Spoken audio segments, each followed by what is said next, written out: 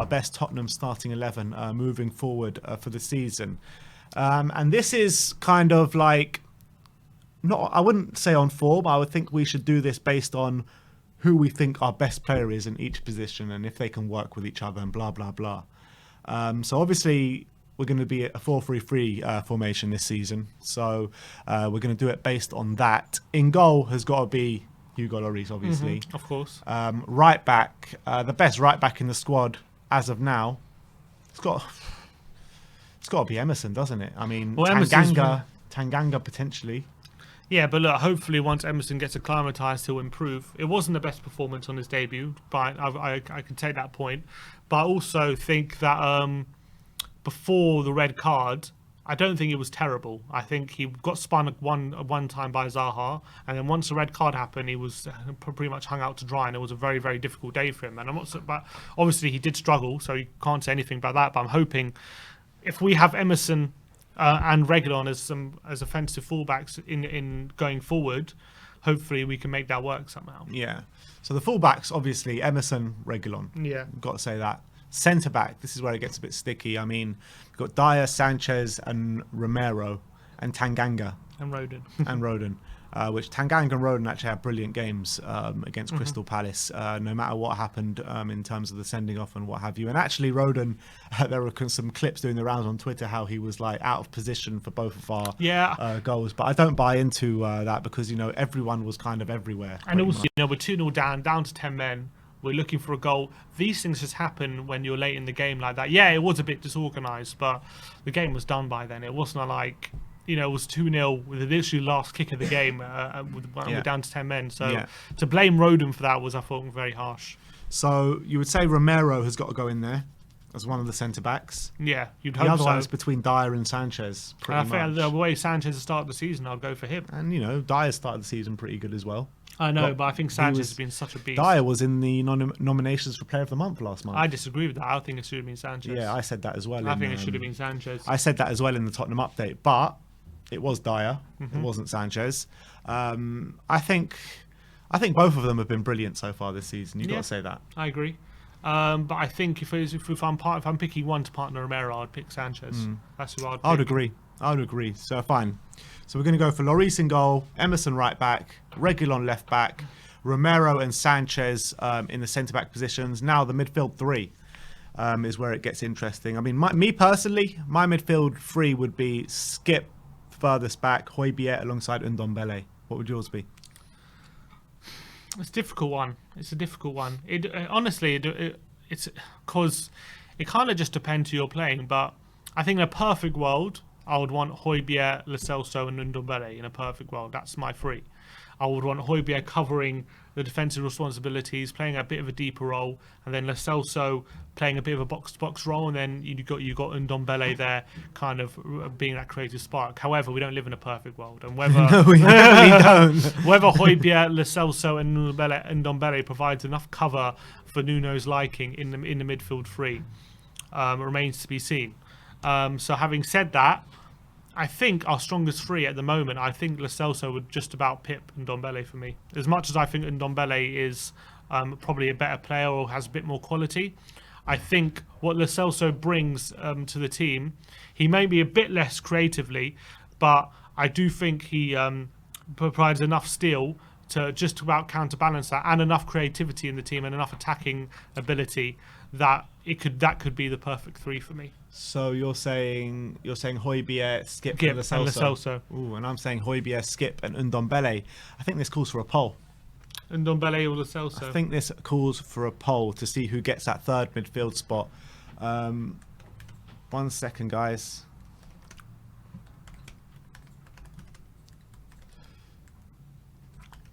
But what I would say is if Ndombele does get back to his best and is in full flight, then he probably does get that spot. But I think right now I'd give it to Lo Celso. But that's what I'm assuming. I'm assuming these players are on form. You know what I mean? I'm not assuming because I said just before we started it, we got to take like their best versions of themselves, kind of thing. I still think I'd pick Lo Celso just about. As much as I think Tongi might be a better player on the ball. Well, let's get through the other spots in the team, then we'll revisit that in the poll. Left-hand side, obviously, Heung-min Son. Up top, obviously, Harry Kane. And right-hand side, Lucas Moura, right? Yes. Or would you stick Bergwijn in there somewhere? Or? I think that's our best three. And I think Bergwijn coming in as well, and you've got Gil there, and I think it is our best three. Okay, so we're going for a team of Lloris in goal, Reguilon left back, Emerson right back, Sanchez and Romero in the centre back positions, Skip in the CDM, Højbjerg, and then a question mark, and then Son, Kane, and Moura. I mean, it seems like it picks itself, doesn't it? This team, pretty much. Strength and depth after that. It's just not great, really, is it? Yeah, I mean, centre-back positions, you've got like Dian Roden, that's not terrible. But then other positions, you've got Davis or Sessegnon coming in at the left-back, who haven't done great. You've got Winks, you've got either Ndombele or Lo Celso in the centre-mid positions. And then up front, you've got like Bergwijn and Gil coming in. And like, on paper, it's like, it's not terrible, but it's like when you're comparing it to the depth of our competitors, it's just not. Apart from Liverpool, really, I don't think Liverpool's depth is any good this season. Yeah, it's not. They'd like to have a tiny squad, To be honest, though, are they even our rivals this season? No, not well.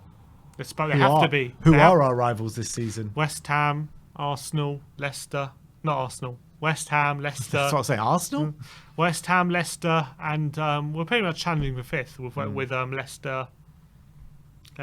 Who else is there challenging? So Leicester are our rivals this season. Who else are we challenging for? Who else? You got to put West Ham in Everton, there. I think. Put West Ham, Everton. Those three teams really. Yeah, challenging with them. All right. Well, let's end the poll. 119 votes. 62% for Ndombele and 38% for Giovanni Lo Celso. So Ndombele does get into that middle three. And I do think that is a very good starting 11. I do believe that. Yeah, I agree. And I think that starting 11 in it should be able to challenge for top four. That 11. Yeah, if it was just starting 11s, well, to be honest, it would still probably be the fifth best starting 11 in the league. Probably would be, but I still think we can challenge for the top four. Yeah, if that 11 was fit all season, probably. But unfortunately, football's not played on paper, is it? No, but you would say that the team that are going to finish fourth, you can probably put Liverpool there or whoever. We'll say Liverpool there. That top four is so strong, man. It is. So it's ridiculously if strong. If you put Liverpool there for argument's sake, I mean, how do we stack up against Liverpool's strongest 11 in a 4-3-3? I still think we're lacking. What, majorly lacking? I would say so. Because Alisson... Defence is much better. Trent, Van Dijk, Robertson... Matip, Konate or Gomez, still unbelievable. Midfield three of our midfield three could probably compete in terms of personnel. You got Henderson, Harvey Elliott was injured now. We got Naby Keita. You got what's his name? Who else they have in their midfield three? I'm trying to remember off the top of my head. Because didn't they? I thought Wijnaldum was a big miss for them. He's a great player, Wijnaldum, but Wijnaldum's a big miss for them. Who was also midfield three? They got Thiago, Fabinho. Okay, Thiago was brilliant. Thiago, Fabinho. He walks into our team. Thiago probably walks into our team. Then the third one is Naby Keita or Henderson or Chamberlain. These are players easily in our squad. And got a much better squad than us. They do, and then up front three of Mane, Salah, and either Jota or Firmino. I mean, Mane and Salah walks into our team. Mane is on par with Son.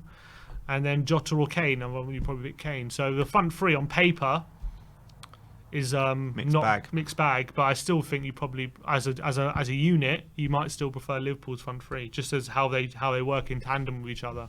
I don't know. All right, that is the strongest Spurs 11 this season. Bob Spur TV with a super chat. Big up, Bob. Legends, what's happening now is what I anticipated. Kane could simply be going through a poor phase, but his summer actions has allowed some fans, rightly or wrongly, to question his commitment. Big up. Yeah, that's what I agree with Bob there. I think that's the position he put himself in with his actions, and every bad performance now is people's going to say, oh, he's not committed. There will be fans who say like he's either he's not up to it anymore, or he's subconsciously not with it, or he's all this kind of stuff. And I think these are conclusions that are simple, but can easily can easily happen. So I think Kane has to take responsibility for that, and he has to take responsibility On the for pitch. getting his performances back to a level or back up to scratch where they were last season, up to stop any sort of questions. And I don't think he could have done much on Saturday. I really don't, because I just think it was a team effort, and he can't just do it alone. And he needs help from the team. But unless he starts banging the goals again, people are still going to question it until he scores. Yeah, definitely.